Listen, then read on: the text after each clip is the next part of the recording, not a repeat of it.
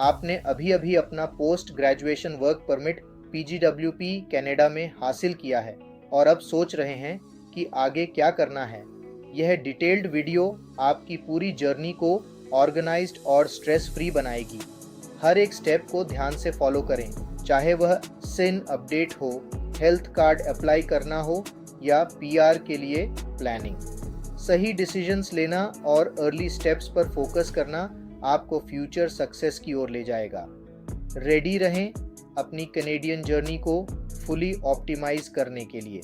नमस्ते और welcome to Zeal immigration consultancy, आपका ट्रस्टेड पार्टनर है जो आपको स्टडी, वर्क और अब्रॉड में सेटल होने की जर्नी में गाइड करता है।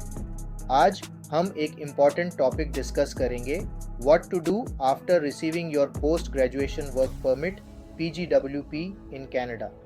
इस वीडियो में हम इसेंशियल इंफॉर्मेशन, टिप्स और गाइडेंस देंगे ताकि आप फुली प्रिपेयर्ड रहें और कॉमन मिस्टेक्स अवॉइड कर सकें।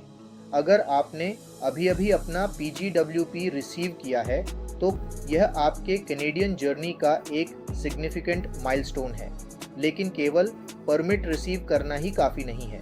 आपको तुरंत कुछ क्रिटिकल स्टेप्स लेने होंगे ताकि आप अपनी स्टेटस, हेल्थ और फाइनेंशियल फ्यूचर सिक्योर कर सकें। असाइन अपडेट करने से लेकर PR अप्लाई करने तक हर स्टेप को ध्यान से समझें। तो चलिए शुरू करते हैं।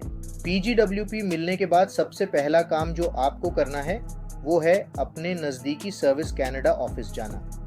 यहाँ पर आपको SIN और इमिग्रेशन स्टेटस अपडेट करना ज़रूरी होता है। SIN नंबर सेम रहता है, लेकिन एक्सपायरी डेट आपके PGWP की एक्सपायरी डेट के साथ मैच होनी चाहिए। अगर आपका SIN एक्सपायर्ड है तो न्यू जॉब स्टार्ट करने या करंट रोल कंटिन्यू करने में प्रॉब्लम हो सकती है। सर्विस कनाडा को इन्फॉर्म करें कि अब आप स्टडी परमिट पर नहीं हैं बल्कि PGWP पर हैं। इससे रिकॉर्ड्स एक्यूरेट रहती हैं। SIN अपडेट न होने पर एम्प्लॉयर्स के साथ इश्यूज हो सकते हैं, जैसे कि पे रोल प्रोसेसिंग में डिलेज। इसके अलावा अगर आपका SIN सही तरीके से अपडेट नहीं है तो आपकी एम्प्लॉयमेंट बेनिफिट्स और टैक्स रिकॉर्ड्स पर नेगेटिव इम्पैक्ट हो सकता है।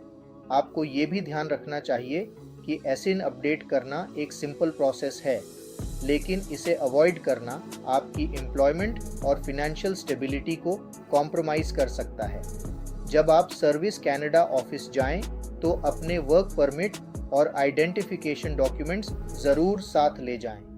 हेल्थ इमरजेंसीज बहुत एक्सपेंसिव हो सकती हैं, इसलिए हेल्थ कार्ड लेना सबसे ज़रूरी स्टेप है। यह आपको मेडिकल एक्सपेंसेस से बचाता है। स्टूडेंट लाइफ में आपकी ट्यूशन में प्राइवेट हेल्थ इंश्योरेंस इंक्लूड होती थी, जो स्टडी खत्म होने के साथ एक्सपायर हो जाती है। प्रोविंशियल हेल्थ कार्ड के बिना बेसिक मेडिकल सर्विसेज भी महंगी हो सकती हैं। उदाहरण के लिए, अगर आपको किसी स्पेशलिस्ट को कंसल्ट करना है या हॉस्पिटलाइजेशन की ज़रूरत है तो बिना हेल्थ कार्ड के यह हज़ारों डॉलर्स का एक्सपेंस हो सकता है। ओंटारियो में सर्विस ओंटारियो जाएं और work permit, proof of employment और एड्रेस प्रूफ सबमिट करें। हर प्रोविंस के रूल्स अलग हो सकते हैं। ब्रिटिश कोलंबिया, एल्बर्टा और सस्कैचुअन में हेल्थ कार्ड के लिए अलग अलग डॉक्यूमेंटेशन और प्रोसेसिंग टाइम होता है। कुछ प्रोविंसेस में आपको फुल टाइम जॉब की रिक्वायरमेंट होती है, जबकि कुछ प्रोविंसेस में सिर्फ प्रूफ ऑफ रेजिडेंस और वर्क परमिट काफ़ी होते हैं। हेल्थ कार्ड मिलने के बाद आप जनरल चेकअप से लेकर इमरजेंसी मेडिकल सर्विसेज तक फ्री या सब्सिडाइज्ड रेट्स पर एक्सेस कर सकते हैं। डेंटल और विजन केयर जैसी सर्विसेज कवर नहीं होती हैं। इसके लिए आपको प्राइवेट इंश्योरेंस लेना पड़ सकता है। हेल्थ कार्ड अप्लाई करने में देरी न करें, ये आपके फ्यूचर हेल्थ इश्यूज मैनेज करने में हेल्प करता है।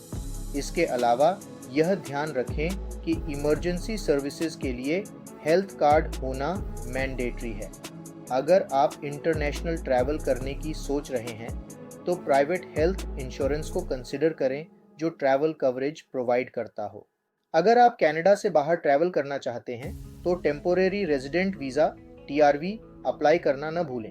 PGWP केवल कनाडा में वर्क करने की परमिशन देता है। इंटरनेशनल ट्रैवल के बाद री एंट्री के लिए TRV जरूरी होता है।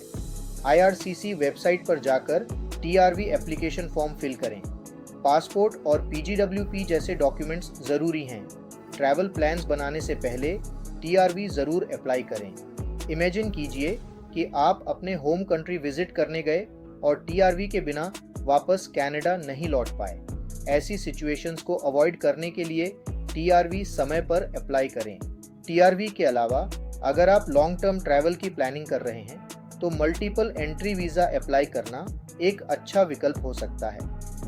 इससे आप कनाडा से बाहर मल्टीपल टाइम्स ट्रैवल कर सकते हैं और री एंटर कर सकते हैं। इसके लिए आपको financial stability, valid work permit और पर्पस ऑफ ट्रैवल को प्रूव करना होगा।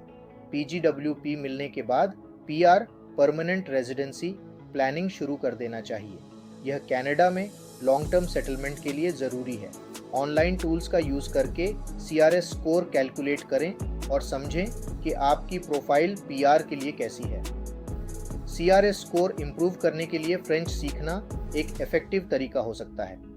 IELTS, CLPIP या फ्रेंच प्रोफिशिएंसी टेस्ट्स की तैयारी शुरू करें। PR के लिए express entry, provincial nominee program PNP और अदर पाथवेज एक्सप्लोर करें।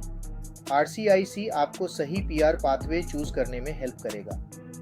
PR के लिए प्लानिंग अर्ली स्टार्ट करें ताकि आप ऑल रिक्वायरमेंट्स टाइम पर मीट कर सकें।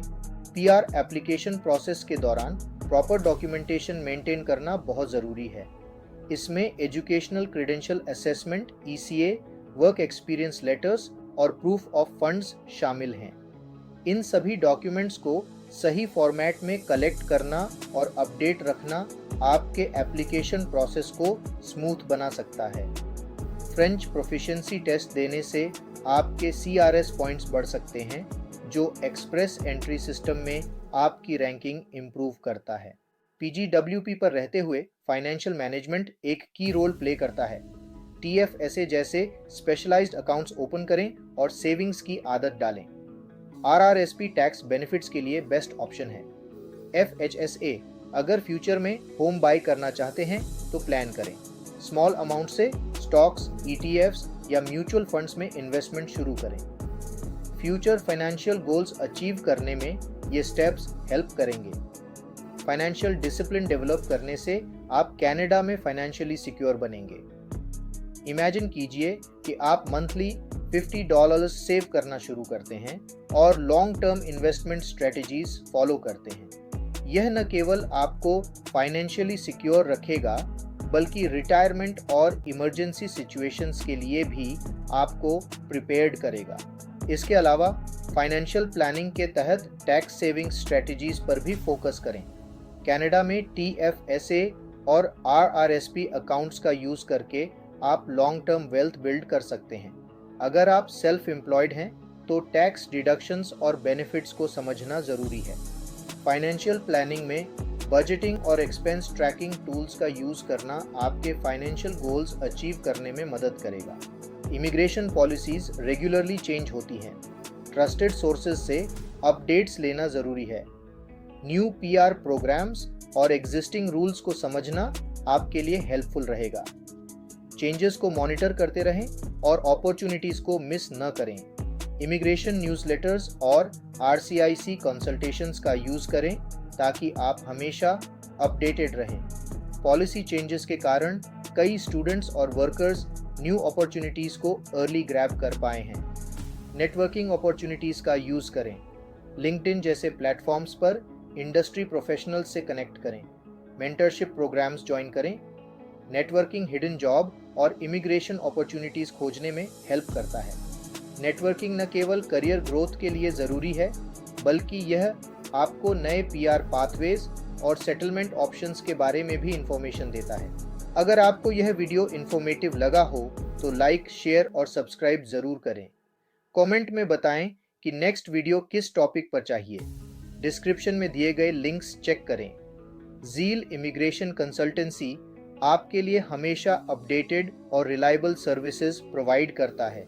PGWP मिलना आपकी जर्नी का एक इम्पॉर्टेंट स्टेप है, लेकिन आगे की प्लानिंग और एक्शंस आपके फ्यूचर को सिक्योर करेंगे।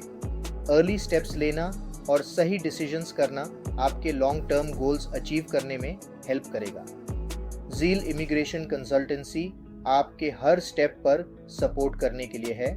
धन्यवाद। ऑलवेज स्टे प्रिपेयर्ड और हेल्थी रहें।